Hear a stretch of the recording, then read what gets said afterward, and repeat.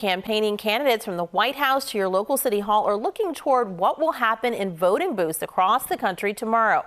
For the first time, California is in the Super Tuesday mix, having moved up its primary from May in order to become more relevant on the national voting landscape.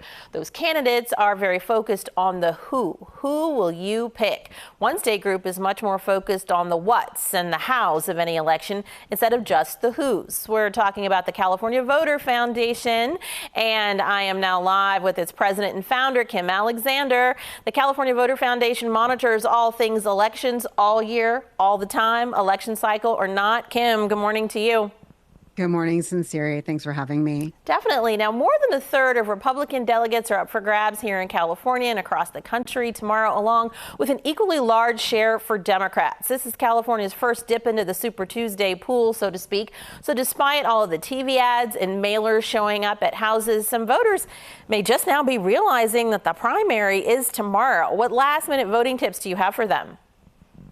Well, the most important thing you need to do is find your ballot. Everybody was mailed a ballot for this election a month ago, and so it might be sitting in a pile somewhere, and you should get your hands on it, open it up, fill it out, and get it in as soon as possible. You can put it in the mail today. You can drop it off at a voting site in your county tomorrow or today if they're open early.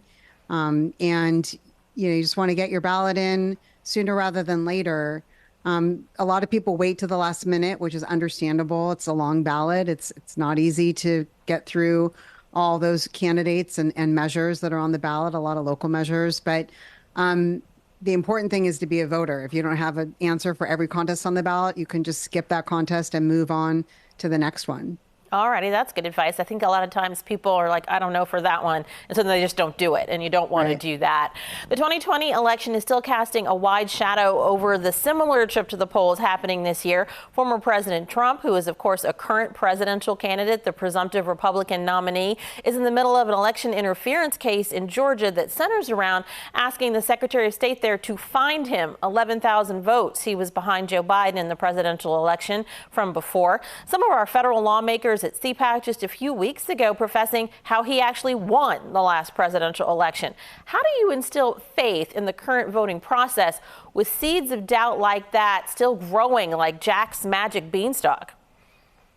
It's a crisis. I mean, I am very disappointed that so many political leaders are choosing to lift up this false narrative about our elections process. I mean, our elections are not perfect. I'm the first to acknowledge that. We do a lot of work to always make them better. There's always room for improvement, but that does not equal to widespread fraud. And there was never any evidence that was produced to justify those claims. And yet they continue to be repeated because people are finding them to be politically advantageous to them to tell this lie. And I really worry that it's going to undercut a lot of people's confidence, the people who tuned into CPAC or other conservative news organizations or outlets. It's going to undermine their confidence, and they have no reason to not be confident. I mean, there's so much security in our process.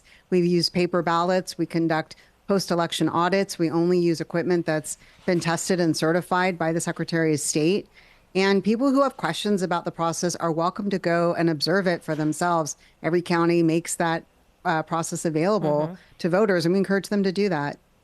Based on the incorrect challenge of the 2020 election results, election officials from coast to coast have been harassed for just doing their jobs according to their county or state's rules. In 2021, your foundation had the results of a study which found 15% of election officials have resigned because of this kind of treatment. In the last few months, we here in California have had envelopes of what was believed to be fentanyl mailed to registrars' offices. Whether or not final testing proves it to be that deadly drug, efforts to scare election officials are still very much at work, right? Yeah, we do see that, unfortunately. And we did take another look at the turnover rate of county election officials in the state. We found since 2020, over 50% of the county election officials who were in that position in 2020 have since left, retired, and have been replaced by new folks who've been trained and are ready to do the job. But that's a lot of turnover. We haven't seen anything like that before. The good news is that a lot of voters and poll workers are stepping up at this time and volunteering to work in the polls. And, we take a lot of heart in that because it tells election officials that the voters still have their back. And I think that's something important that we need to convey when we do go and vote and interact with election workers and poll workers today and tomorrow. Take the time to thank them for doing this job. It's not easy. People have been exhausted from this big lie for not just, the past year, but for several years now. And we need to show them our support. Just quickly, we're almost out of time. Quick word you might have to voters about the fact that everything is not going to get decided tomorrow, and the length of the vote count does not mean that there's malfeasance in the process.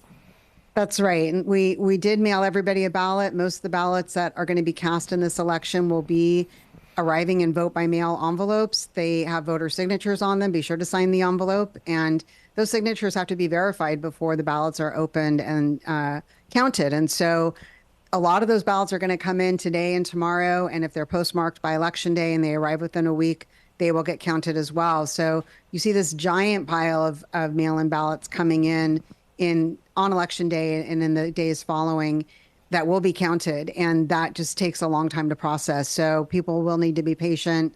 In close contests, it may be days or even weeks before we know the results. But that is the process, the legitimate process. Thank you so much, Kim, for coming in to talk about that legitimate voting process as we all get ready to head to the polls tomorrow. We appreciate you. My pleasure.